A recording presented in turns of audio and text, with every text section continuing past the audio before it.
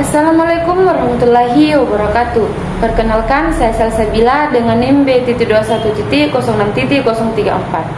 Baik, di sini saya akan membuat video tentang kajian gender dalam pelayanan kebidanan yang diberikan dosen kami, yaitu Ibu Susianti SST MKEP dengan mata kuliah Profesionalisme Kebidanan.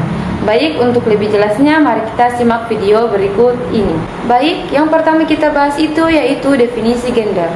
Menurut WHO, gender adalah pandangan masyarakat tentang perbedaan peran, fungsi dan tanggung jawab laki-laki dan perempuan yang merupakan hasil konstruksi sosial budaya dan dapat berubah sesuai dengan perkembangan zaman.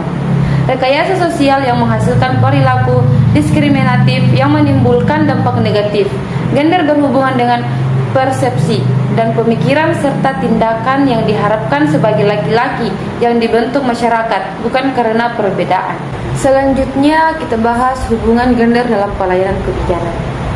Tingginya angka kematian ibu dilatar belakangi oleh berbagai masalah.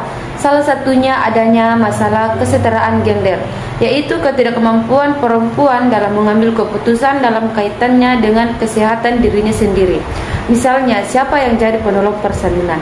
Jadi, seorang bidan harus memberdayakan perempuan di aspek kehidupan, terutama pendidikan, kesehatan, dan akses terhadap sumber daya. Bidan tidak memperkuat kemampuan di tingkat nasional dan regional. Kesenjangan gender dalam kesehatan reproduksi remaja, misalnya terhadap pasien wanita yang melakukan perkawinan pada kelompok umur 15-19 tahun. Selanjutnya, adapun dampak pernikahan di usia remaja, yaitu tidak dapat melanjutkan pendidikan lagi karena peraturan sekolah yang tidak mengizinkan siswa yang telah menikah untuk bersekolah. Secara mental, remaja yang masih sangat muda dapat dikatakan belum siap sepenuhnya menghadapi kehidupan rumah tangga.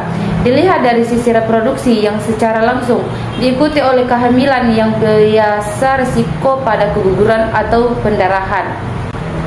Nah, adapun isu gender dalam elemen kesehatan reproduksi. Yang pertama, kesehatan ibu dan bayi atau self hormone. Ketidakmampuan perempuan dalam mengambil keputusan, misalnya menentukan kapan hamil dan di mana akan melahirkan. Yang kedua, keluarga berencana. Kesetaraan per KB yang ditimpang tindih antara laki-laki dan perempuan pengambilan keputusan. Adanya anggapan bahwa KB adalah urusan perempuan karena kodrat perempuan untuk hamil dan melahirkan.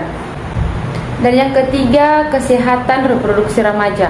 Ketidakadilan dalam membagi tanggung jawab, ketidakadilan dalam aspek hukum, dan dalam tindakan aborsi ilegal yang terancam adalah perempuan. Selanjutnya kita bahas tentang perbedaan seks dan gender.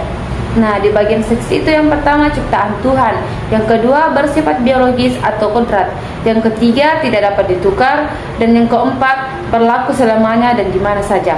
Nah, sedangkan gender itu yang pertama bentukan manusia, bersifat sosial budaya dan non biologis, yang ketiga dapat berubah, yang keempat dapat ditukar, dan yang terakhir berlaku tergantung waktu dan budaya setempat. Nah, adapun macam-macam dan bentuk diskriminasi gender. Diskriminasi gender adalah adanya perbedaan, pengecualian atau pembatasan yang dibuat berdasarkan peran dan norma gender yang dikonstruksi secara sosial yang mencegah seseorang untuk menikmati HAM secara penuh. Perilaku diskriminasi akan menimbulkan dampak negatif, yaitu yang pertama berdiskriminasi atau pemingkiran. Kondisi atau proses pemingkiran terhadap salah satu jenis kelamin dari arus pekerjaan utama yang berakibatkan kemiskinan. Contohnya, perempuan sebagai pencari nafkah tambahan di sektor reproduksi atau publik sering dibedakan pendapatannya. Yang kedua, stereotip atau citra baku.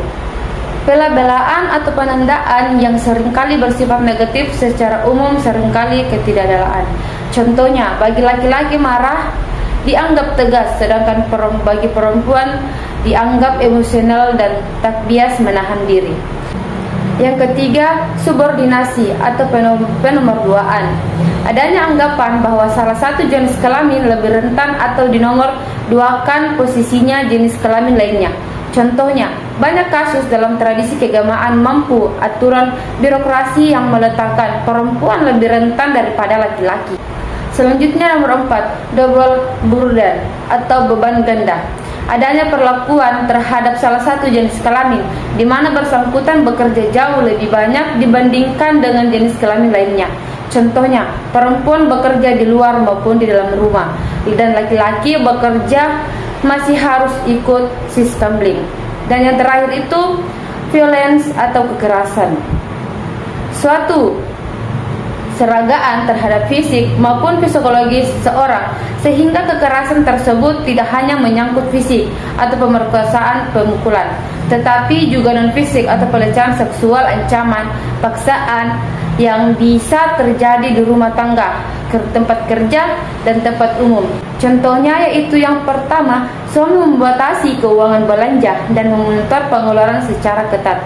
Dan yang kedua, suami memperketat istri dalam urusan ekonomi keluarga. Itulah hasil video saya, kurang dan lebihnya mohon dimaafkan. Wassalamualaikum warahmatullahi wabarakatuh.